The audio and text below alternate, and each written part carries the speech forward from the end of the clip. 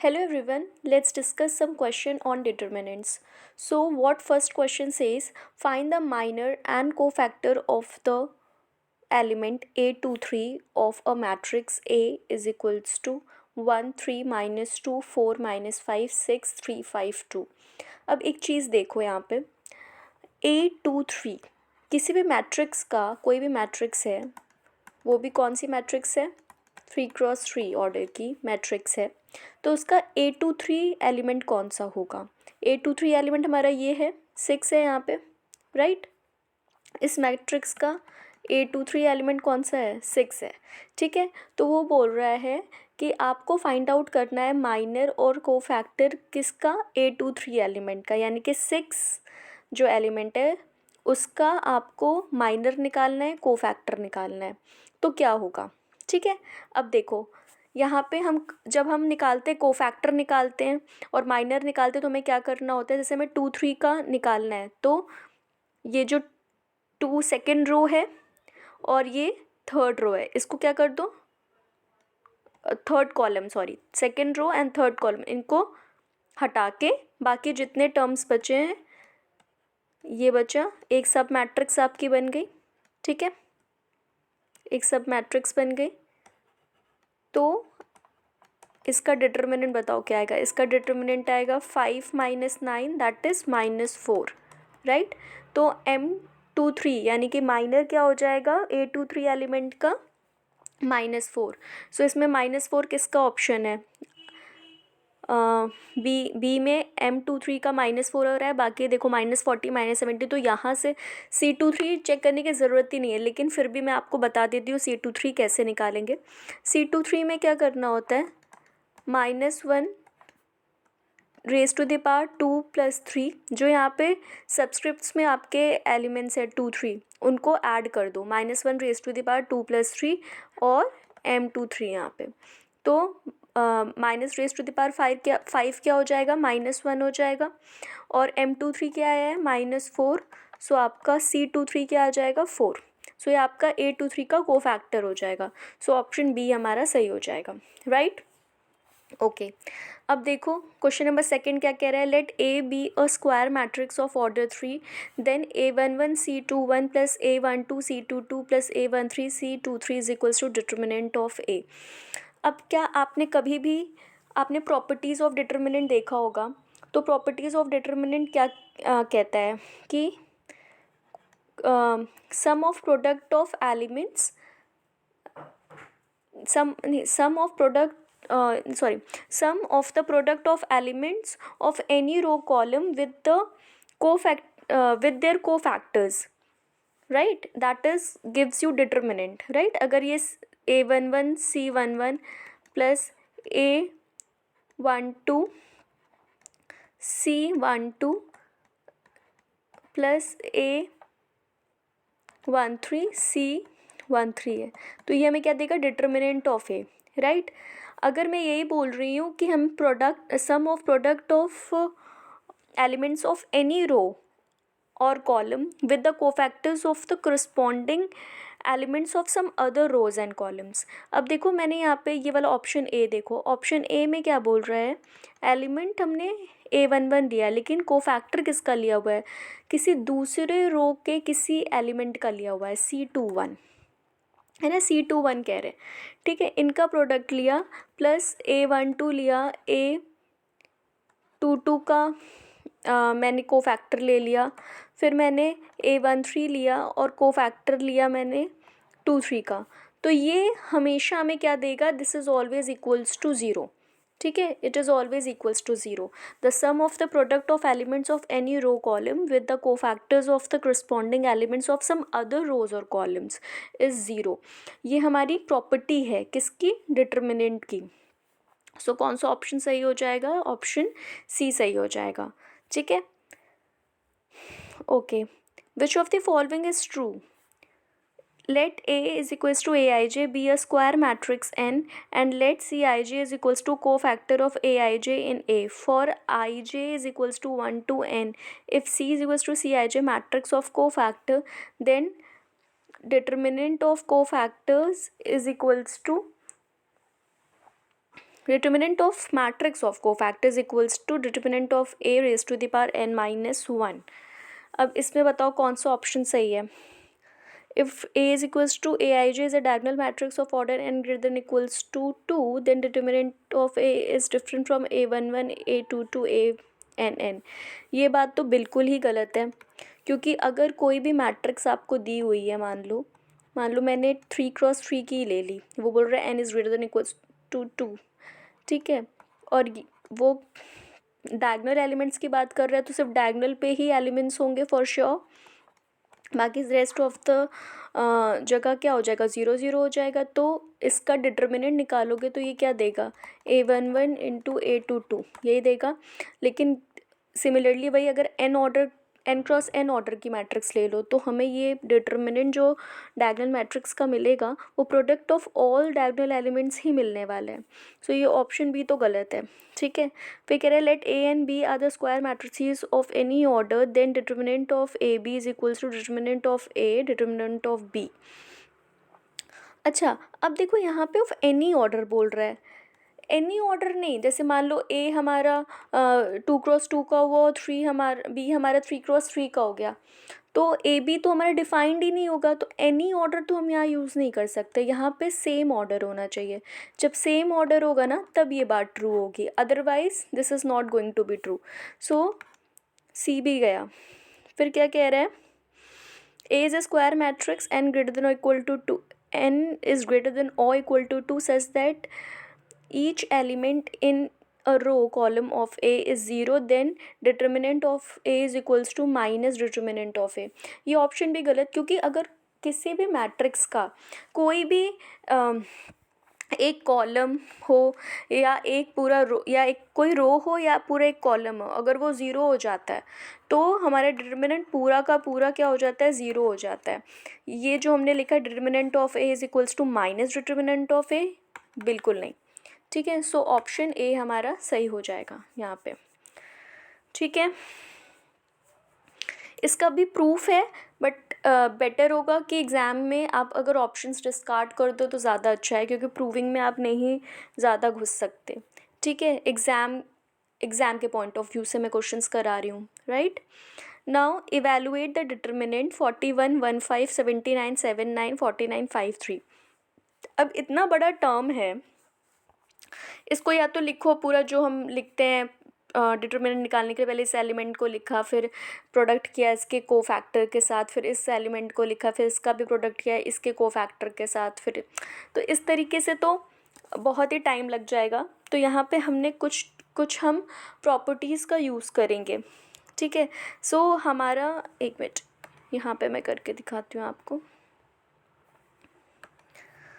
हमें क्या दिया हुआ था, 41 15 79 7 9 29 5 3, right.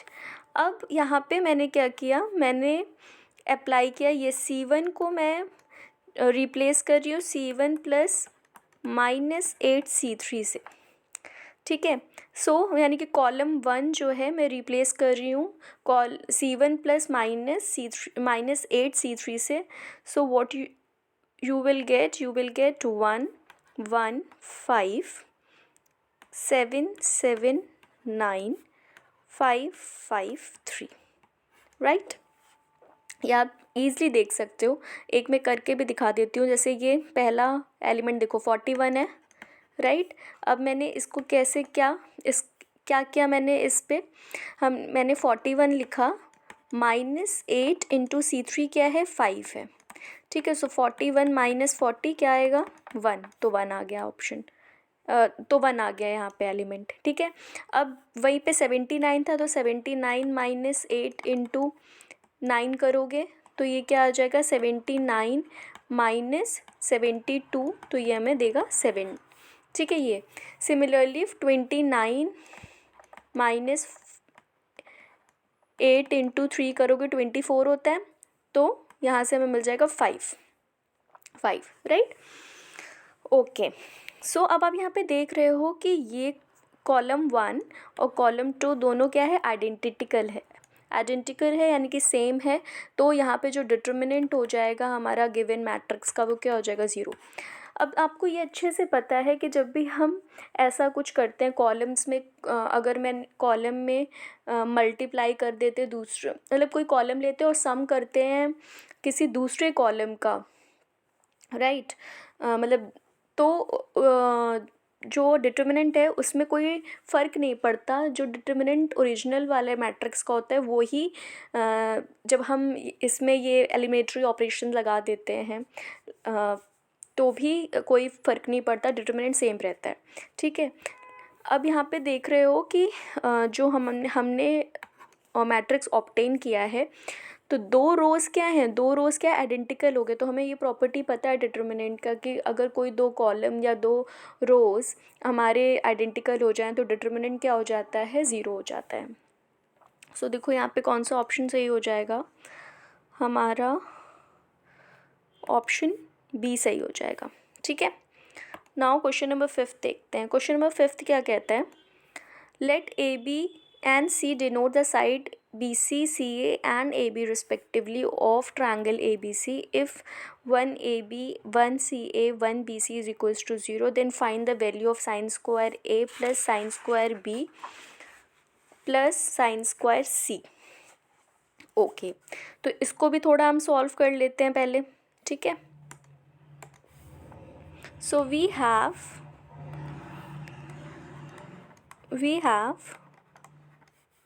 determinant 1 a b 1 c a 1 b c equals to 0। अब यहाँ पे मैंने एलिमिनेटरी ऑपरेशन क्या लगाया, R2 को रिप्लेस किया R2 माइनस R1 से, R3 को रिप्लेस किया R3 माइनस R1 से। So what you will get, you will get 1 a b 0 c minus a minus b 0 b minus a c minus b equals to 0, ठीक है। अब यहाँ से हम डिटर्मिनेंट तो ईज़िली निकाल लेंगे, ठीक है। C1 कॉलम के अलोंग एक्सपैंड करते हैं, so what you will get, you will get c minus a c minus b minus a minus b minus a equals to 0। So यहाँ से what you will get, you will get a square plus b square plus c square minus A B minus B C minus C A equals to 0।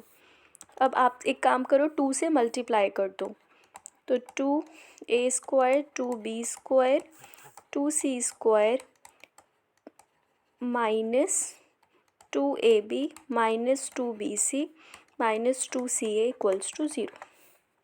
यहाँ से क्या आ जाएगा, a minus B का whole square b minus A का whole square c minus A का whole square equals to 0। So अब आपको पता है सारे पॉजिटिव टर्म्स हैं, तो ये इक्वल्स टू 0 तभी होंगे जब a minus B equals to 0 होगा, b minus A equals to 0 होगा, c माइनस, यहाँ पे सॉरी c होना चाहिए, b minus C square b minus C का होल स्क्वायर, ठीक है। तो यहाँ से a minus B is equals to 0, b minus C is equals to 0, c minus A equals to 0, ठीक है। तो यहाँ से क्या आ जाएगा, a is equals to b, b is equals to c and c is equals to a, यानी कि ऑल आर इक्वल, राइट। अब एक चीज़ देखो इस वाले क्वेश्चन में, ये था ना क्वेश्चन, हमारे पास ए बी सी क्या थे, साइड्स थे, है ना, किसी भी ट्रायंगल के। अब आपको पता हो कोई साइड, अगर कोई ट्रायंगल है उसके सारे साइड्स इक्वल हो जाते तो वो ट्रायंगल क्या हो जाता है, इक्विलैटरल ट्रायंगल हो जाता है। तो इक्विलैटरल ट्रायंगल अगर है तो सारे एंगल्स भी आपस में इक्वल होंगे 60-60 डिग्री के, राइट। सो हमें क्या पूछ रहा है, हमें तो यही पूछ रहा है ना, तो एंगल्स भी हमारे इक्वल आ गए, और वो इक्वल आए भी तो क्या आए, π/3, ठीक है। तो देयरफॉर हमें sine square A plus sine square B sine square C की वैल्यू पूछ रहा है, तो ये क्या हो जाएगा, 3 sine square π/3, that is 3 into √3/2 का होल स्क्वायर, दैट इज़ 9/4। ये आपका आ जाएगा, देखो 9/4 है ऑप्शन में, सो है option D, okay. Now, moving to next question. If the point 2 comma minus 3 lambda minus minus 1 lambda comma minus 1 and 0 comma 4 are collinear, find the value of lambda.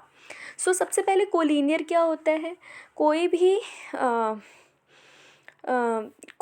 आपका जैसे ये पॉइंट्स दिया हुआ है, ये 3 पॉइंट्स दिया है, ये कोलिनियर तब होगा अगर मैं डिटर्मिनेंट पढ़ा रही हूँ तो मैं डिटर्मिनेंट के फॉर्म में ही बोलूँगी कि जो इन पॉइंट्स के हेल्प से डिटर्मिनेंट मिलेगा 2 माइनस 3 1 लैम्डा माइनस 1 1 0 4 1, ये जो हमारे पास मैट्रिक्स आएगी इसका जो डिटर्मिनेंट होगा वो हमेशा इक्वल्स टू 0 होगा। अगर ये 3 पॉइंट्स कोलिनियर है तो जो मैट्रिक्स हमने बनाई है ये वाली, ये इसका डिटर्मिनेंट इक्वल्स टू 0 होगा। ठीक है, तो अब इसका डिटर्मिनेंट निकालो, क्या आ जाएगा? इसका डिटर्मिनेंट जब निकालोगे तो ये आ जाएगा हमारा 2 minus 1 minus 4 plus 3 lambda plus 1 4 lambda equals to 0। So यहाँ पे इसको सॉल्व करो, मैं यहाँ पे सॉल्व कर देती हूँ।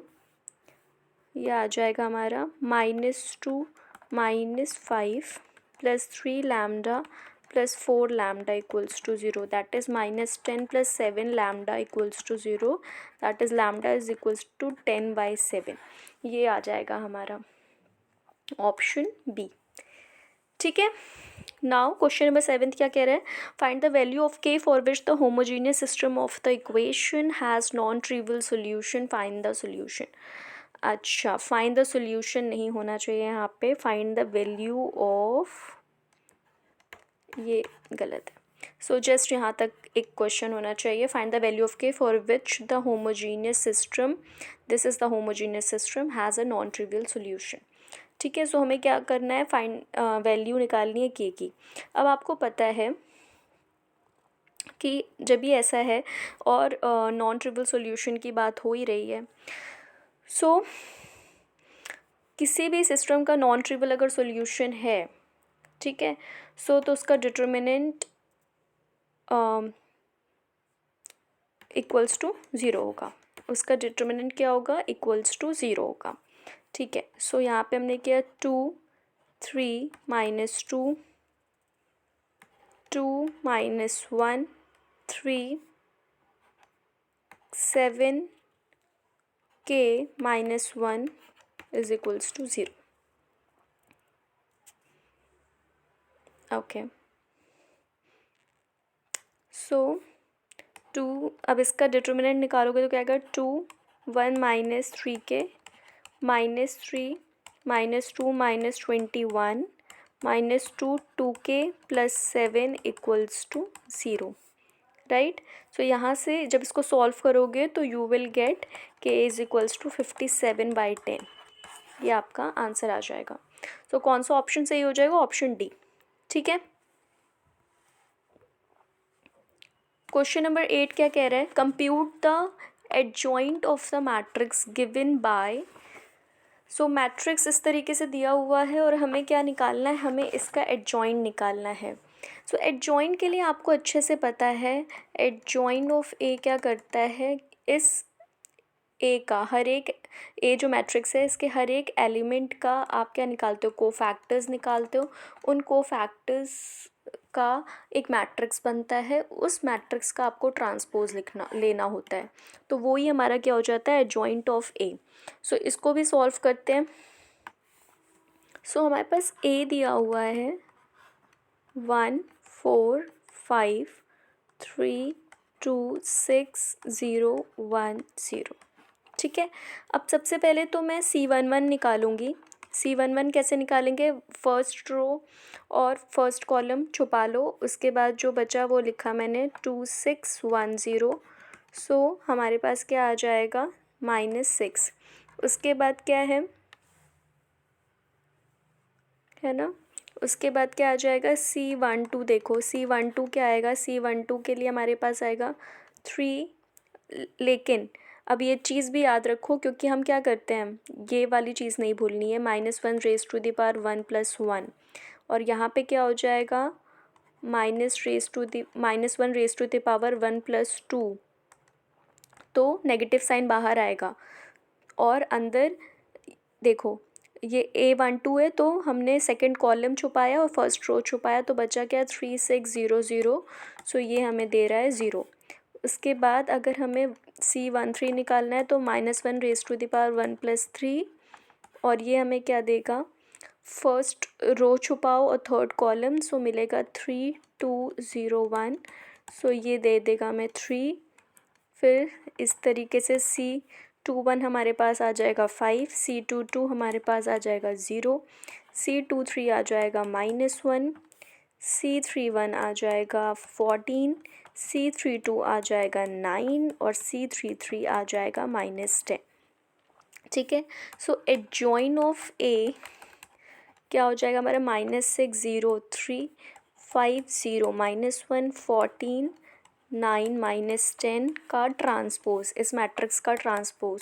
सो इस मैट्रिक्स का ट्रांसपोज हमारा आ रहा है -6 5 14 0 0 9 3 -1 -10। ठीक है, तो ये आपका एडजॉइंट ऑफ ए हो जाएगा। सो ऑप्शन देखते हैं कौन सा सही है। सो इसमें कौन सा ऑप्शन सही आ रहा है हमारा, -6 5 14 0 0 9 3 -1 -10, सो ऑप्शन ए सही है। ठीक है, नाउ क्वेश्चन नंबर 9 देखो क्या कह रहा है, which of the following is true. So कह रहा है let A B C are square matrices of the same order n, A B is equals to A C, this implies B is equals to C. अब एक चीज़ देखो,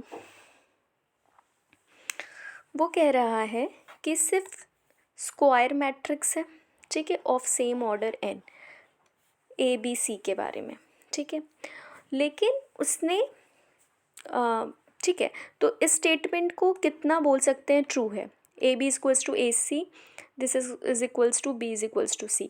अब एक चीज़ देखो यहाँ पे, अगर मान लो मैंने यहाँ पे ले लिया example, let A is equals to 1 2 3 6, ठीक है, और बी ले लिया मैंने -2 0 0 0, और सी ले लिया 0 0 -1 0।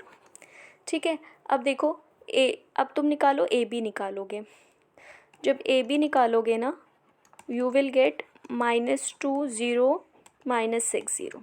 ठीक है, और वहीं पे अगर तुम ए सी निकालोगे तो ए सी भी आपको आएगा -2 0 -6 0।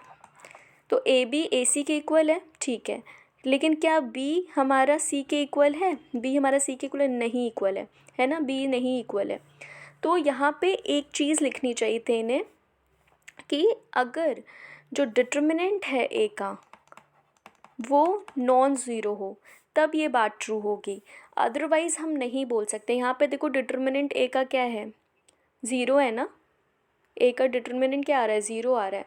ठीक है, तो ये हमारा जो लाइन है कि A B C are square matrix of same order, A B is equals to A C, this implies B is equals to C, ये गलत हो जाएगा। अगर उसने ये मेंशन कर दिया कि determinant of a different from zero है, तब अगर इस बात को बोलता है तो ये बात सही रहेगी। सो ये ऑप्शन तो गलत है।